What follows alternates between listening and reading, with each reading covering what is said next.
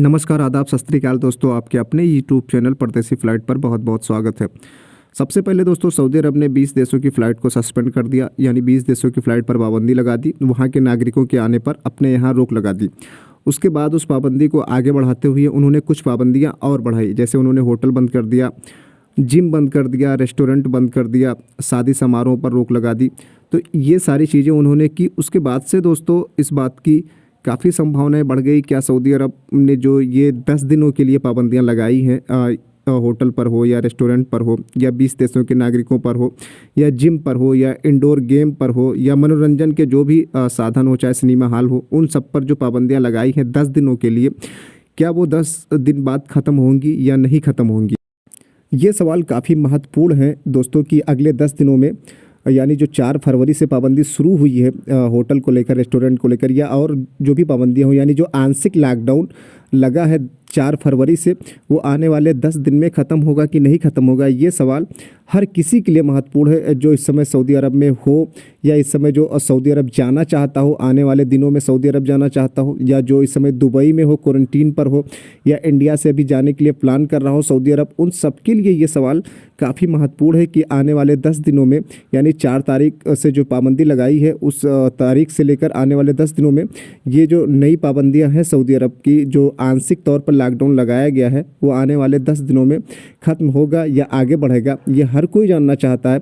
तो दोस्तों, अगर हम सऊदी अरब की नई पाबंदियों के बारे में बात करें तो उन्होंने जो पाबंदियां लगाई हुई हैं वो 10 दिनों के लिए लगाई हुई हैं, और उन्होंने कहा है कि अगला जो भी फैसला होगा वो कोरोना वायरस को ध्यान में रखते हुए लिया जाएगा। यानी कोरोना वायरस की मरीजों की संख्या बढ़ रही है या घट रही है, या उसके रोकथाम के लिए अभी क्या किया जा रहा है, ये सारी चीज़ें निर्भर करेंगी अगली पाबंदियों पर।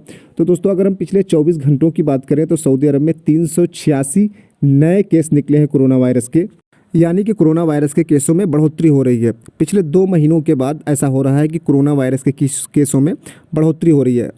पिछले 24 घंटों में 386 नए केस, उससे पहले के 24 घंटों में 303 नए केस। तो उस लिहाज से देखें तो कोरोना वायरस के केसों में बढ़ोतरी हो रही है। अब दोस्तों, हम सबको इंतज़ार करना होगा कि जो 10 दिनों की पाबंदी है वो 10 दिन जब पूरे होते हैं तो सऊदी हुकूमत किस तरह से फैसले लेती है। क्या नई पाबंदियों को आगे बढ़ाएगी या फिर इन पाबंदियों को ख़त्म करेगी? दोस्तों, हम सबको इंतज़ार करना होगा कि 10 दिन जैसे ही पूरे होते हैं सऊदी हुकूमत की तरफ से नया फ़ैसला क्या आता है, नया फरमान क्या आता है। हम सबको बेसब्री से इंतज़ार है इस चीज़ का, क्योंकि ये सारी चीज़ें बहुत सारे लोगों से जुड़ी हुई है, बहुत सारे लोगों के रोज़ी रोज़गार से जुड़ी हुई हैं। बहुत सारे लोग जो इस समय दुबई में हैं उनके लिए भी जुड़ी हुई हैं। बहुत सारे लोग जो इंडिया से जाना चाहते हैं उनके लिए भी ये खबर अहम होगी। तो दोस्तों, आने वाले दिनों में सऊदी हुकूमत क्या फ़ैसला लेती है उस पर हम सबकी नज़र रहेगी। अब दोस्तों बात करते हैं इस समय जो इंडिया से सऊदी अरब जाना चाहते हैं वाया बहरीन होकर या ओमान होकर। India to Saudi via Oman होकर जाना दोस्तों कोई नया नहीं है, ये बिल्कुल भी नया नहीं है। अब क्योंकि दुबई की फ़्लाइटें बंद है सऊदी अरब के लिए, यूएई से फ़्लाइटें बंद है सऊदी अरब के लिए, तो इसलिए इस पर चर्चा ज़्यादा तेज़ हो गई है कि वाया ओमान होकर किस तरह जाया जाए। तो वाया ओमान, मैं पहले बता रहा हूँ कि वाया ओमान जाना कोई नई चीज़ नहीं है, लेकिन अब क्योंकि दुबई से जाना सऊदी अरब बहुत ही आसान था, एजेंटों के लिए भी आसान था। दुबई का वीज़ा 24 घंटे में वो 1 महीने का टूरिस्ट वीज़ा निकाल लेते थे।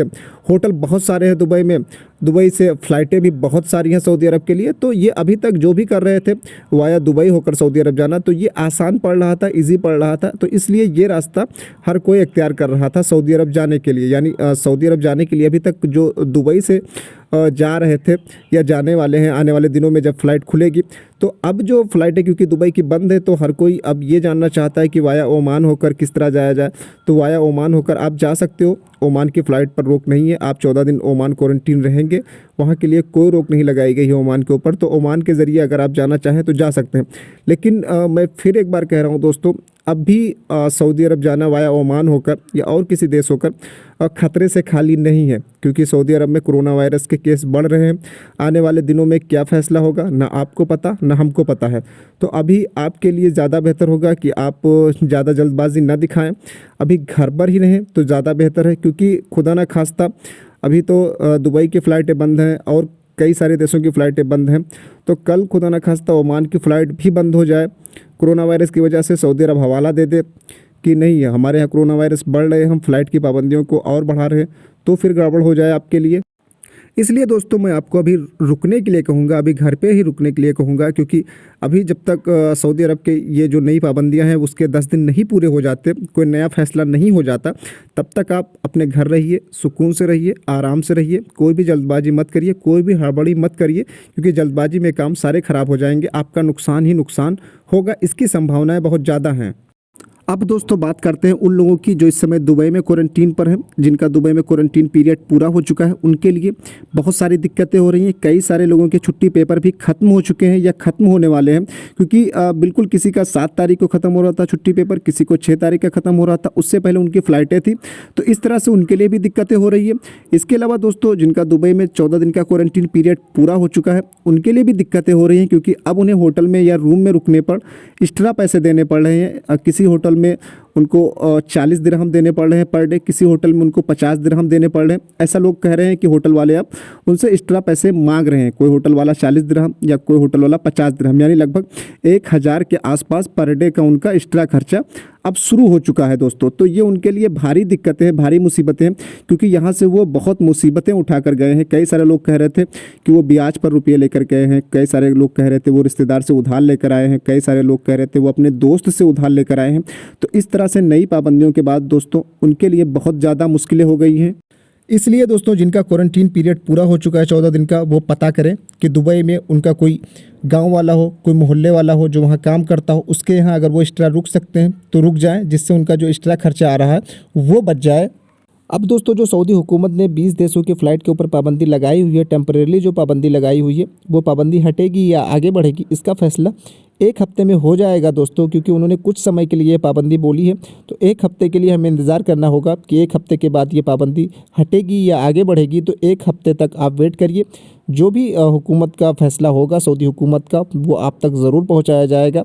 इसके लिए दोस्तों आपको एक छोटा सा काम करना है, आप चैनल को सब्सक्राइब कर लीजिए और नोटिफिकेशन के लिए आप बेल आइकन यानी घंटी वाला बटन ज़रूर दबा दीजिए, जिससे मैं जब भी कोई भी नया लेटेस्ट नोटिफिकेशन या नया न्यूज़ आपको दूँ तो वो आप तक पहुंचती रहे, जिससे आप देख सकें कि जो भी फैसला हुआ है वो क्या फ़ैसला हुआ है। मिलते हैं दोस्तों नेक्स्ट वीडियो में। धन्यवाद, शुक्रिया।